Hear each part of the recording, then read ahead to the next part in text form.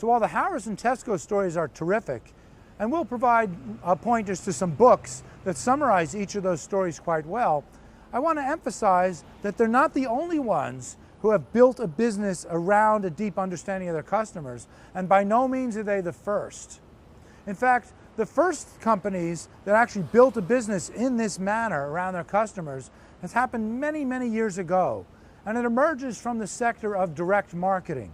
When I say direct marketing, most people don't have a real positive association with it. They think about low-end products, they think about infomercials and other, not great marketing activities. It's not the kind of industry that you aspire to be associated with or learn from. But when you strip away what most customers see from direct marketers and look at the actual business practices below the surface, you realize that it's actually quite impressive. If you look at what direct marketing is really all about, it is really building the business around the customer, but not just the customer in some generic sense, but around each and every customer. It's about understanding the relationship with each different customer. Who has bought what from us? For how much? What kinds of products have they inquired about? What kinds of products have they returned? What interactions have they had with customer service? That's what direct marketing is all about. It's having that much richer relationship between the company and the customer. What's interesting about it is that direct marketing is not a new concept.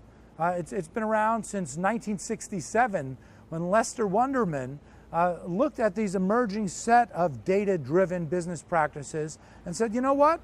There's actually a lot we can do. We can actually formalize some of these business practices and come up with some best practices associated with them. But even if you don't spend a lot of time thinking about direct marketing, a lot of the words and the concepts have already filtered their way into today's everyday marketing conversation.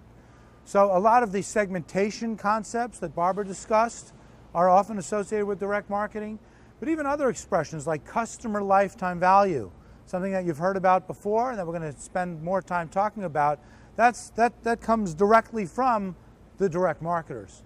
So the direct marketers were the first ones who said, you know what, we can collect all this data about our customers, about each and every one of them, and we can actually build a business by understanding who the valuable customers are, who the less valuable ones are, which messages we should be sending to which customers at which time, and importantly, what kinds of products we can develop and deliver in order to create more value for our most valuable customers and to try to attract more customers like them.